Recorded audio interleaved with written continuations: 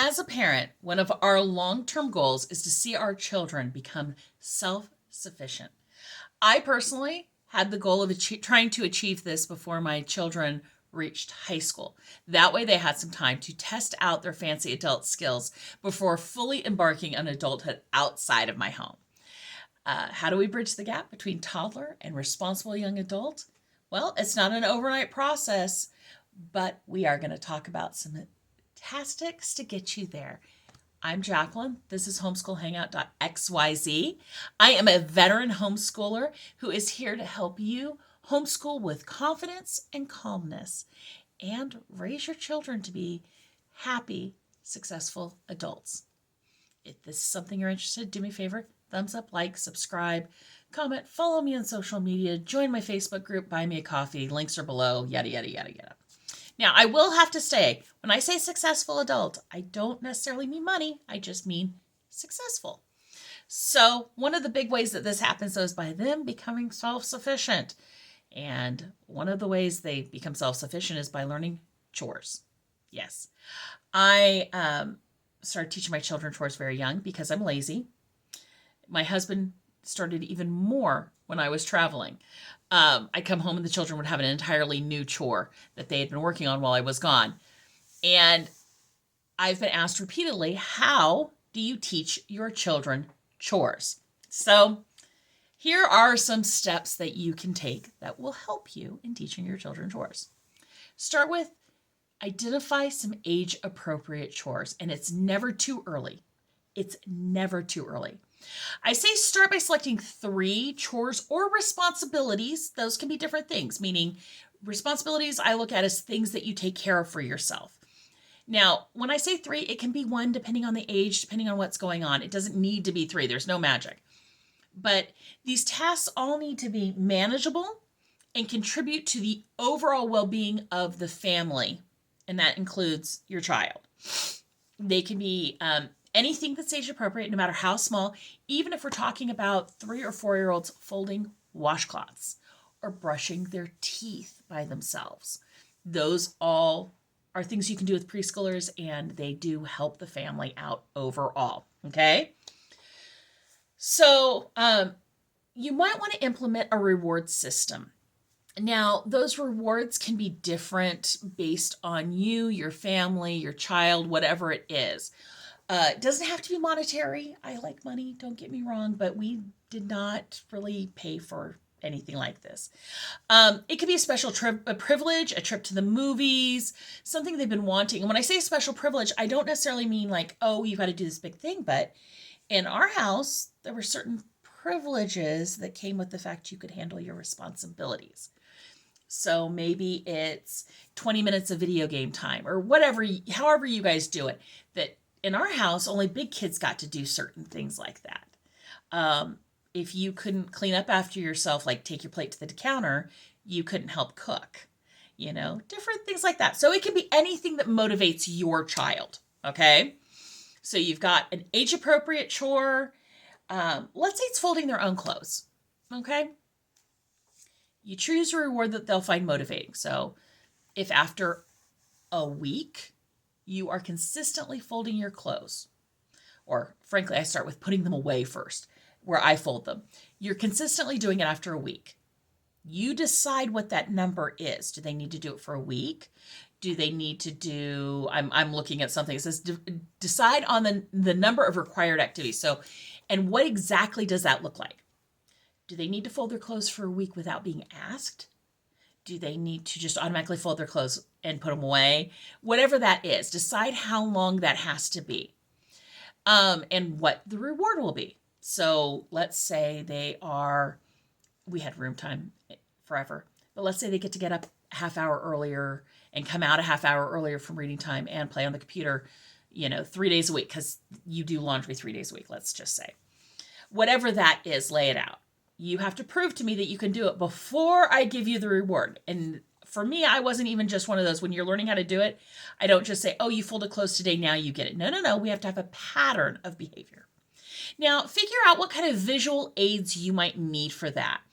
So you can create a daily chart, the Dollar Tree calendars, the little Day planners were great tools for this kind of stuff. You can make a chart to hang on something. You can download free ones. You can even make one with your kid. Whatever it is to help them understand their progress and stay motivated. Now, you do need to set out clear expectations, and this comes down to how we teach chores in our family. We do a 3-step process. I will show you, and you do it a few times. Well, and I do it a few times and show you. 2, you do it with me, so you're helping at different spots. 3, you do it by yourself. So we kind of go through that, and it's not a 1-1-1 situation. Maybe I do it 3 times, you do it once, and I realize you didn't really understand how I was doing it, so I'll do it again. So whatever that takes to work on it. Then you lay out exactly what you expect and how you expect them to do it. Okay? You need to watch them do it and say, "Ooh, I like this," or "That's a great job," or whatever that is, just to make sure that you've seen how they do it and it is done the way you want it to be done. Okay? And then you let them do it by themselves. That's it. Now, consistency is key. So once they know how to do it, once you've started whatever rewards come in with that, I recommend that they stick to it for at least a month. And that allows them to truly understand expectations and start to set a routine. Because some things will stay in their chore system. Like if you're trying to make sure that they are consistently flossing their teeth, let's say. You start with brushing their teeth. Once they learn how to brush their teeth and you go through this and they get their reward, then you can move on to flossing teeth. But you need to make sure that they're brushing their teeth and then flossing their teeth. And I wouldn't start adding on flossing their teeth by themselves till they've been brushing for weeks or a month by themselves. And you slowly roll up. And in the productivity world, we talk about stacking habits. So you're creating a routine of stacked habits. And then you gradually increase responsibility. So the kid who went from folding washcloths is now folding hand towels and washcloths. Now they go from folding hand towels and washcloths to their towel, hand towels, and washcloths. So you can gradually increase that responsibility. We also make sure a child can really do a chore well before they hand it off to someone else. Now, here are the extra goodies on our philosophy. I'm looking to see if I hit all my things. We also have the youngest child who can do a chore does it. Why? Because as you hand off folding the washcloths to the next kid, you can fold the bath towels. As you hand off all the towels, you can hang up shirts. As they hang, whatever that is, as you hand off that, they can start laundry. And it frees up space for the older kids to learn new skills by passing down those to the younger ones. And frankly, it frees up space for you. I, as a mom with 3 children, 20, 18, and 16 still living at home, have no guilt in saying my kids cook dinner more nights a week than I do. And they do the dishes every night, just about. Now, when I cook, I clean while I cook because that's just how I do it.